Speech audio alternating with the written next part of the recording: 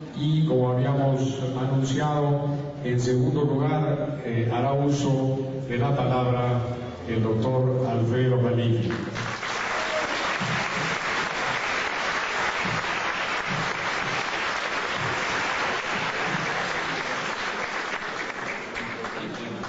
Estaba pidiendo 2 micrófonos. Es que con la llegada de Porfirio esto se duplica.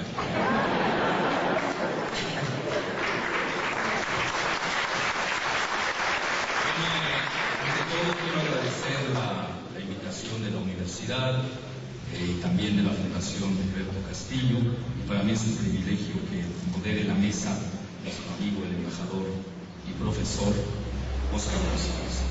Yo voy a dividir la ponencia, que voy a tratar de que sea breve, aunque no me la crean, en 2 partes, porque ya nos indujo de cierta manera el embajador González. La primera es dar encabezados, es decir, cómo está la situación internacional, porque de esto versa el tema en materia de hidrocarburos, no nada más de petróleo, es decir, de gas, petróleo, y no voy a meter al carbón y a otras fuentes, pero sí esas dos, porque desgraciadamente en México se ha ido privatizando el gas de manera subrepticia, sin que se entere mucho la opinión pública, como lo han hecho hábilmente, hay que reconocerlo, porque la gente a veces no sabe diferenciar entre gas y petróleo, y nosotros estamos defendiendo el petróleo cuando debemos defender los hidrocarburos. La segunda parte sí quiero contestar las muy buenas preguntas del embajador. Ya saqué la cuenta entre divisiones y subdivisiones, y son 12. Si te das cuenta, son 12. Una tiene 3 y otra tiene 2, y son 8, sumas y son 12. Bueno, entonces, porque son, yo creo que de eso se trata, ¿no? No de que nada más querer decir lo que uno quiere. Y yo creo que al final van a haber, me estaba diciendo el embajador, que sí van a haber preguntas y respuestas. Ya nos abocaremos a las otras, dependiendo a quién se le seleccione para esa tarea. Entonces, primero yo hablaré de encabezados, no me quiero ir así en grandes temáticas, es muy complejo, muy amplio. Les voy a dar los antecedentes de los hidrocarburos en México. En la época, desde López Portillo.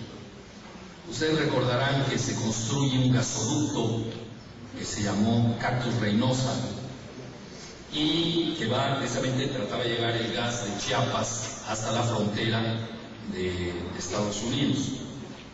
Ahí ya eran los prolegómenos del Tratado de Libre Comercio de las Américas y del ASPAN y de todo lo que vendría posteriormente.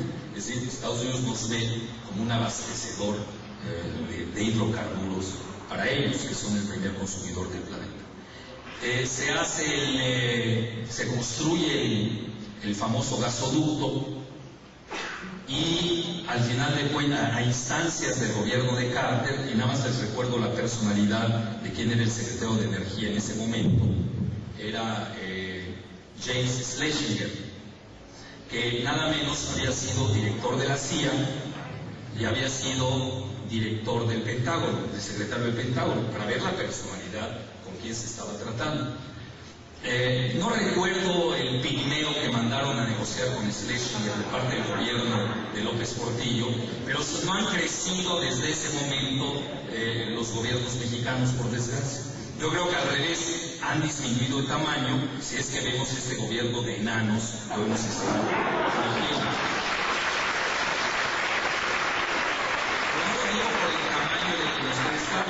Me refiero a toma de decisiones. Si yo soy muy, no vayan a equivocar tamaño físico con tamaño cerebral, que ese no se ve, pero sí se nota en las condiciones.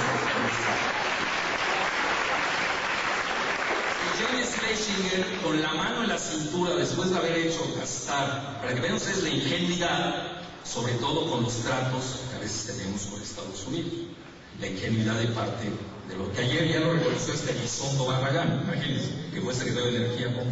Hasta él reconoce que fueron ingenuos. Bueno, a nosotros no nos pueden reclamar nada porque podemos gobernar. A este libro de Salinas que dice, ya ve que ponen a Andrés Manuel, pues ¿cómo pones a un jefe de gobierno en comparación a 2 presidente, así es de locos. Al menos que ella lo vea como presidente y esté acomplejado. Pues eso es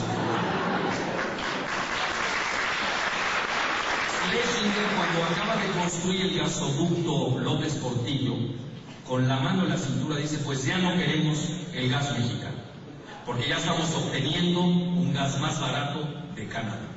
Les recuerdo que en ese momento, pues naturalmente dejan con un proyecto a los ingenuos del momento, con las llaves del gas, y a partir de ese momento suceden 3 eventos.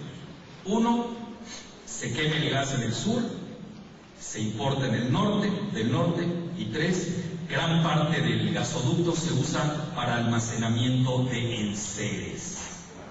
Ese es el gran legado. Digo, porque tampoco hay que decir, es desde López Portillo que viene el desastre en permanencia de nuestra supuesta administración de la riqueza, que acabamos manejando la miseria. Bueno, ese es un primer dato como antecedente. Segundo dato de antecedente. En el momento de la crisis precisamente de López Portillo, al final de su sexenio, que obviamente tenía que pagar una serie de facturas que había sembrado en el camino con Estados Unidos, ustedes saben que entramos en una grave crisis, y en ese momento se comete el grave error de vender el petróleo para que nos dieran crédito de Estados Unidos a las reservas estratégicas de Estados Unidos. Y eso lo hace el famoso Andrés de Oteiza, que hoy anda escondido, como todos los anteriores expresidentes y sus secretarios, que de quien nadie se acuerda después para la posteridad. Entonces, en ese momento se comete el error desde el punto de vista estratégico, porque de cierta manera se está admitiendo que a cambio de una crisis en México, nosotros pongamos a disposición de Estados Unidos las reservas estratégicas. Bueno, tercer lado, muchos dirán, bueno, ¿y cuál es la sutileza de toda? Porque en caso de un problema mayúsculo de Estados Unidos en el exterior, ustedes van a echar mano de México, que ya lo consideran como uno de los sus abastecedores de sus reservas estratégicas. La tercera, cuando viene la debacle entre Salinas y Zedillo, ya ven que ellos se andan echando la culpa uno al otro de quién tuvo la culpa del error de diciembre, y cualquiera que sepa un poco de finanzas se dará cuenta que la culpa es de los dos, porque si nadie se salva. Algunos tomarán partido por uno, pero realmente es un defecto de ambos. No me voy a meter a ese tema, pero sí les voy a decir las consecuencias. En el momento que viene el rescate famoso de Clinton para salvar el deterioro de la economía mexicana, la insolvencia, para decirlo en términos reales, pues nos habíamos quedado sin reservas de divisas. El gobierno de Clinton, a cambio de ahí fue otra gran mentira, se habló de $40,000 millones que nos habían dado. El pobrecito de Guillermo Ortiz, que sigue haciendo las vidas barbaridades, esté donde esté, ya sea en Banjico o esté en la Secretaría de Hacienda, ahorita nos acaba de elevar las tasas de interés. Yo, cuando leí la Gran Depresión de Estados Unidos, cuando hay una recesión, se bajan las tasas, no se elevan.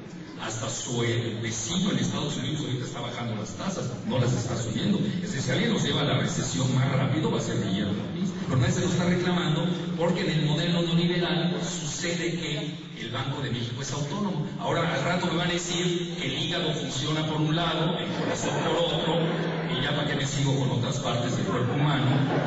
Y bueno, ¿y dónde quedó el cuerpo? Pues no está articulado el gobierno mexicano, es la realidad, con decisiones totales. Yo incluso les llamo que son los voladores de Papantla, pero sin mástil.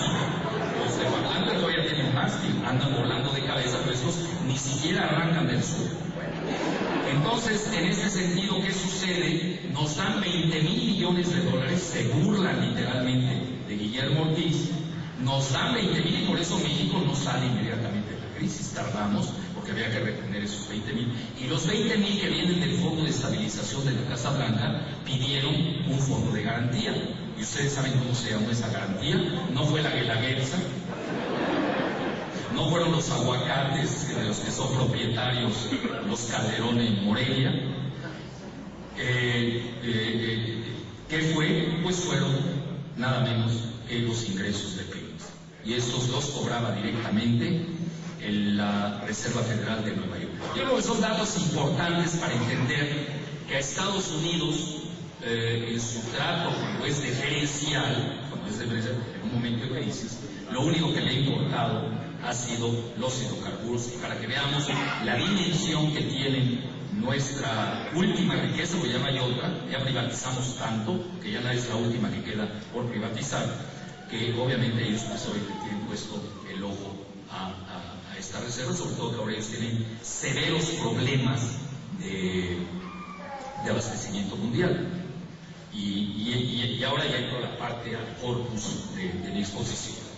En el mundo cambió dramáticamente, y quien lo cambia es Estados Unidos. Al perder la guerra en Irak, estoy citando a sus militares, no estoy citando a Eduardo Medina Mora, que dice que va ganando cuando va perdiendo. No, porque Bush dice que la misión ya está cumplida, ¿no? Bueno, si cumple sus misiones, pues ya, ¿qué nos esperamos?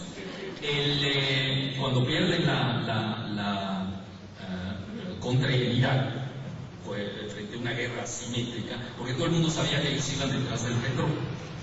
Y ya hasta Alan Greenspan lo dijo, que lo acepto.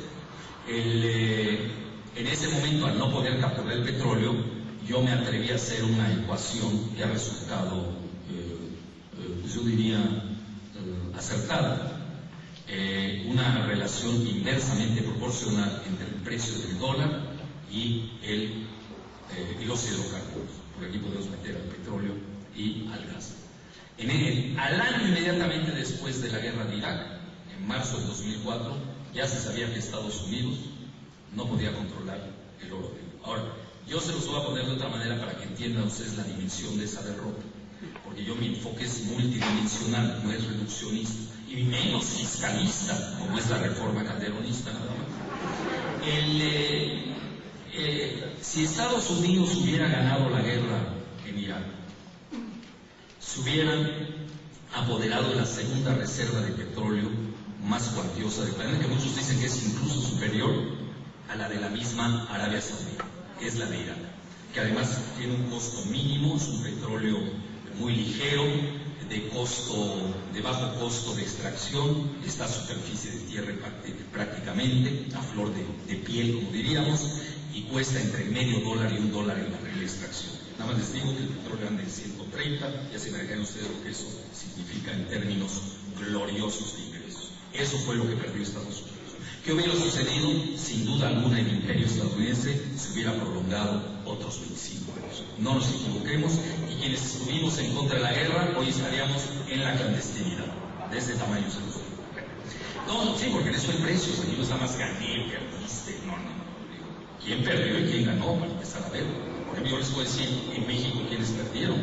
Toda la fauna neoliberal. Krause, Aguilar Camín, los Reyes Heroles.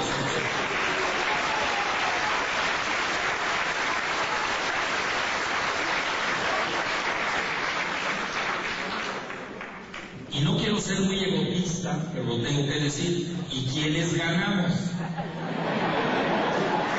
Nosotros ganamos.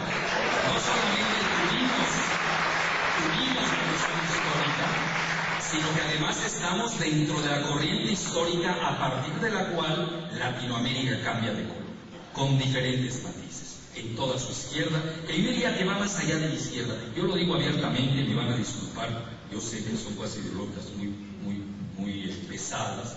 A mí me queda corta la dicotomía entre izquierda y derecha. Yo creo que el mundo está más allá. Hoy el mundo se divide entre los globalizadores y los nacionalistas. Y hoy estamos ganando los nacionalistas. Y dentro de la corriente nacionalista caben los de derecha, los de izquierda, los de arriba, los de abajo, los del centro y hasta los ateos. Entonces, en ese sentido es muy claro el mundo, lo que pasa es que nadie lo quiere ver, pero esa es la tendencia. Y resulta que hasta Estados Unidos se fue a la izquierda con Barack Obama, y el único país que no se ha ido a la izquierda, según el conteo del IFE, del mago IFE, y de GEAISA, que ahora pusieron a su encuestador en el CICEL, el único país que no se está yendo a la izquierda es México. Bueno, otra de vaqueros. Entonces, esa es la situación real. ¿Por qué? Porque cambia el orden unipolar. Nos vamos desde el punto de vista por geopolítica al orden unipolar, pero tiene sus corolarios, no solamente en la derrota de la globalización, que hoy lo estamos viendo con la debacle financiera de Estados Unidos, que también la habíamos previsto en su momento, no porque fuéramos malos, sino porque yo nunca estudié en el IFE y menos en el CISEN, sino básicamente porque obviamente son datos estructurados y muy duros. Entonces, a partir de ahí, de sus corolarios, es de que llega el nuevo orden geoenergético mundial. ¿Y quiénes lo encabezan? Curiosamente, hoy son los estados nacionales. Por eso la reforma calderonista está a contracorriente de la historia. No se ha enterado aún que Estados Unidos perdió en Irak. Bueno, se ha enterado. Podrá viajar a China, podrá ir a Sudamérica, todavía no lee, como no estudia, pues no se ha enterado que Estados Unidos perdió la guerra de Irak. Si no, no tendríamos ese tipo de negociaciones. Entonces, a partir de ahí, ¿qué sucede? Bueno, les voy a dar un ejemplo para que ustedes se ubiquen perfectamente cómo estaba la situación internacional. En la década de los 80, el 80% de las reservas mundiales de petróleo se encontraban en manos de las transnacionales, sobre todo las principales, que son las anglosajonas. 80%. Y el resto en manos de los estados nacionales. Al corte de caja recién, en el 11º Foro de Energía que se celebró en Roma, a donde supuestamente concurrió un representante de México, de la Secretaría de Energía, pero veo que no se han enterado de los resolutivos. En el 11º Foro Mundial de Energía celebrado en Roma hace 2 meses, se dieron los últimos datos. Escuchen bien, porque eso es lo que cambia radicalmente toda la ecuación de los hidrocarburos a nivel mundial. 95% de las reservas mundiales de hidrocarburos hoy se encuentran en manos de los estados nacionales. Solamente el 5% se encuentra en manos de las transnacionales privadas. Con un dato que quizás sea un poco pesado de digerir, pero sí se los quiero compartir. La primera transnacional más importante del mundo en materia de hidrocarburos se llama ExxonMobil. Es más, en la reciente clasificación de la revista Fortune 500 Global, es decir, las primeras 500 empresas mundiales que viene en la revista Fortune, de las 10 primeras, 6 son petroleras. ExxonMobil se encuentra ya en el segundo lugar. ¿Qué quiere decir eso?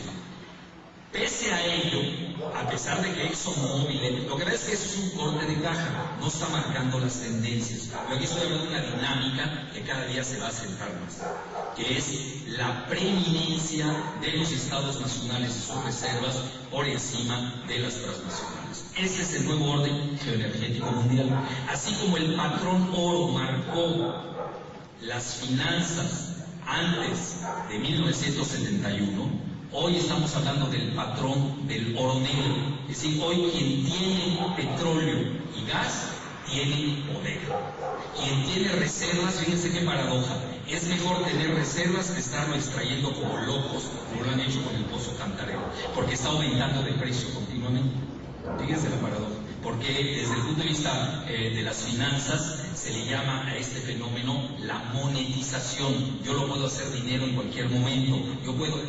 No importa la tecnología, eso es mentira. No importa si incluso si uno no tiene dinero, nos besan los callos con tal de que nosotros les pegamos dinero prestado. Por eso les estoy diciendo. Porque desde el punto de vista geopolítico, lo que importa es tener reservas. Y nosotros tenemos inmensas reservas. Pero lo que le falta a este gobierno son reservas cerebrales y eso no.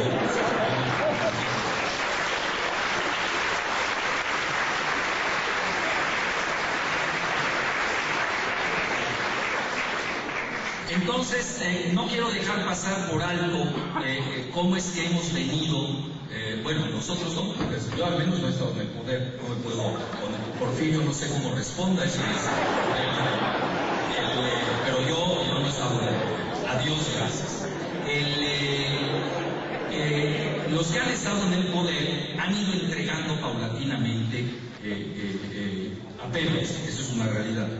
El primer documento que se realiza, pero viene a la voluntad de Estados Unidos. Desgraciadamente, nosotros no hemos tenido una política propia. Nuestra política siempre ha sido dependiente de las necesidades de Estados Unidos, de sus trayectos y sus proyectos. Nuestra producción la aumentamos porque Estados Unidos no lo solicitó, porque Estados Unidos deseaba bloquear, el petróleo estaba muy barato, con ello han sostenido todo su sistema de vida americana, que era el sueño americano, que hoy es la pesadilla americana, literalmente, con la grave crisis financiera que tiene. Y nos han obligado a ver una serie de proyectos y de manejos, muchas veces hasta secretos. Entonces, les recuerdo que en septiembre del ¿cuándo fue las Torres? 2001, en septiembre del 2001, y 8 días inmediatamente después de la demolición controlada, del derrumbe de las Torres Gemelas no hablo del número 7, que es la tercera torre, esa se cayó a las 4 de la tarde. Bueno, ya ni los panistas han llegado al civismo, por eso les digo todo. Sale un documento que se llama Nuevos Horizontes, firmado por el Centro Internacional de Estudios Estratégicos, que es el centro de pensamiento de los más importantes de Estados Unidos, la Universidad de Austin. Ustedes saben, ahí están los mejores archivos históricos de México, no de Texas, aunque no lo crean. Y luego de 2 entidades ahí raras, una que se llama el ITAM, que es su instituto, ni siquiera llega a universidad, que tiene 4,000 alumnos, y son los que deciden la política universitaria de México, y una cosa que se llama CIDAC, que me llevo al caso, es una miscelánea ahí de un cuate que puso, y ahí lo pusieron para firmar. Bueno, luego viene la firma del ASPAN, que es la prolongación que Fox le llamó el TLC Plus, el Tratado de Libre Comercio Plus. El ASPAN, ustedes saben que en inglés, por siglas en inglés, es la seguridad por la América del Norte y la prosperidad, y que firman en secreto en Waco, Texas, el 25 de marzo del 2005, no, 23 de marzo del 2005, Fox y Bush y Paul Martin, Paul Martin, que era el primer ministro de Canadá. Y obviamente ahí viene la integración energética de los 3 países. Pero es una integración falaz, porque quienes tienen gas y petróleo son los canadienses y los mexicanos, y Estados Unidos no lo tiene. Ellos necesitan del gas y petróleo de México y de Canadá. Entonces ahí viene la famosa integración. Ustedes estudian detenidamente, pues no lo hagan, no pierdan su tiempo, porque la vamos a rechazar como sea. Eso no se preocupen. La reforma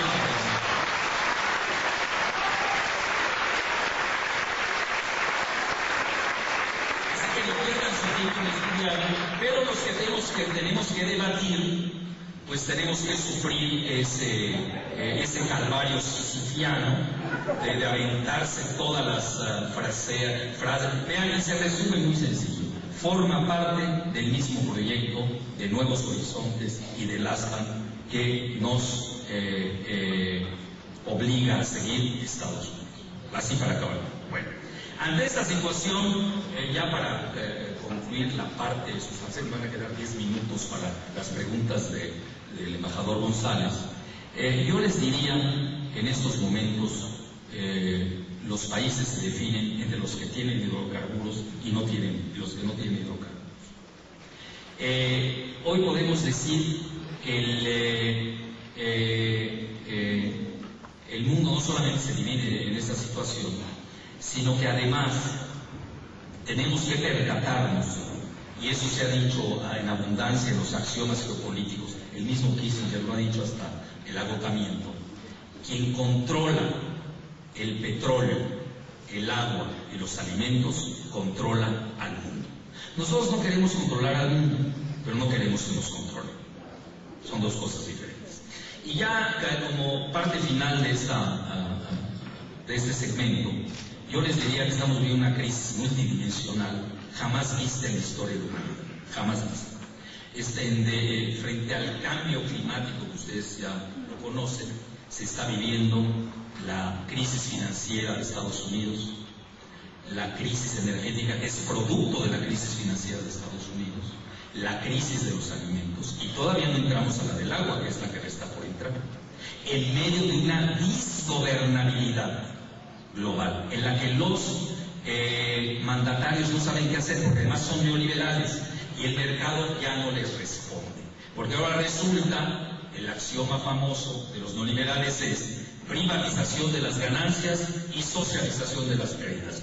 Toda su banca está totalmente quebrada y la están rescatando los ciudadanos. Entonces, ante esta situación, yo creo que es el peor momento posible para presentar una enmienda energética de cualquier orden.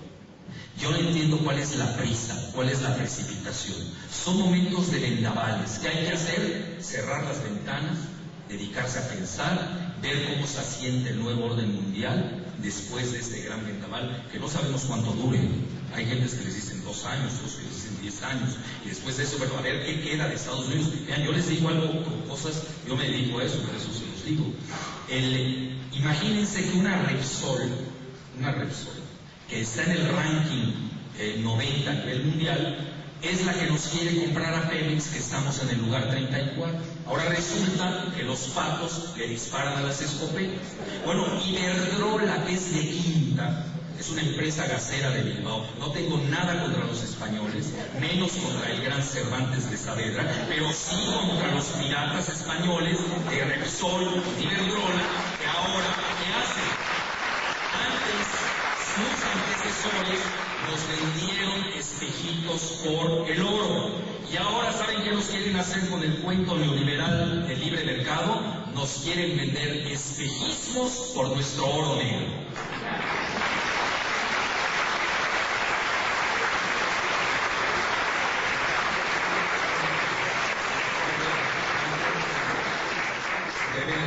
Viene desfocada, no me está dejando, viene desfocada. Bueno, entonces, ante esta situación, yo lo que les digo es esto. Muchas de esas empresas que ustedes hoy ven que son florecientes, me voy a olvidar de muchas de ellas, las que nos van a comprar de nuestro... se va a desmantelar Pemex para acabar con él. Lo están desmantelando y pulverizando por la puerta trasera, de manera que creen que uno no se da cuenta. Pero realmente están compartiendo las ganancias con sus competidores, es decir, ya nos acostamos hasta con el enemigo. Pero voy más, aquí lo interesante radica en eso. Aquí es lo que yo llamo el síndrome Banamex. Y conste que un servidor se los advirtió, pero no hacen caso porque ellos están en otra opción. Yo estoy pensando en el bien de México, ellos están pensando en el bien de su familia. Por eso Cedillo tenía razón, el bienestar de la familia, pero de su familia, eso no acabo de decirlo. Ante esta situación, ¿qué sucede? Banamex ya estaba quebrada cuando le regalan a Aeroméxico, literalmente se la regalaron. 2 meses antes, el año pasado, en agosto, ya debido a la crisis financiera que se da con las hipotecas de bajo nivel, ya sabíamos todos que Citigroup, cuya es la matriz operativa de Banamex en México, estaba quebrada. Y pese a esas advertencias, 2 meses después, yo tengo hasta un artículo en La Jornada, lo escribí, y crean que lo leen en los pinos, les dan náuseas, vómito, no importa, pero lo leen, porque además aprenden algo que muchas veces no se enteran en los periódicos. Entonces, sí, porque nada más oyen un discurso monolineal, unipolar, no saben escuchar otras cosas. Entonces, en ese momento se les advirtió, no le vayan a vender a Aeroméxico a una empresa quebrada, pues se la vendieron. Y eso es lo mismo que vamos a hacer ahorita con Pemex. No sabemos a quién de estas transnacionales que hoy nos ostentan como que tienen tecnología, ¿qué tal si están quebradas? No lo sabemos. Entonces hay que esperar a que esto amaine y a partir de ahí tomar la mejor decisión posible en el ámbito de la seguridad nacional de México. Y ya, ahora sí, para concluir, pues me quedo con tus preguntas, Oscar, para la siguiente fase, que son 12, imagínense. Yo ya contesté creo que 11:30. Esta es una batalla de destino. Es decir, lo que ustedes están haciendo hoy es algo grandioso. Vean, yo no quiero demeritar para nada lo que hizo el general Lázaro Cárdenas. Se me hace que fue glorioso, le dio ejemplo al mundo. Ustedes saben que nosotros fuimos el primer país que nacionaliza los hidrocarburos, pero tenía circunstancias más favorables que las que ahora tenemos nosotros. En 1938, hace 70 años, el general Lázaro Cárdenas era el ejecutivo, tenía las Fuerzas Armadas de su lado, tenía el Congreso y obviamente la ciudadanía. Y hasta el presidente Roosevelt estaba de su lado. ¿Por qué? Porque ya era en vísperas de la Guerra Mundial y Estados Unidos no quería depender tanto, aunque fuera su aliado, de Gran Bretaña. Esto es un tema que los podemos ir pasando. Hoy, ¿qué están haciendo ustedes? Porque son ustedes lo que lo están haciendo. Ustedes van a crear quizás la mayor hazaña del México moderno. ¿Por qué? Porque no solamente van a conseguir la segunda independencia de México, es la independencia energética, sino que están luchando, aunque estamos en la corriente histórica del mundo, estamos luchando a contracorriente interna. ¿Por qué? Tenemos en contra el Poder Ejecutivo, tenemos en contra al Congreso, tenemos en contra al Poder Judicial, tenemos en contra los poderes fácticos, es decir, Televisa sobre todo, ahí la tenemos en contra. Tenemos en contra a Estados Unidos con Baby Bush en el poder. Vean ustedes los gigantes con los quienes nos estamos peleando. Y estamos ganando. Muchas gracias.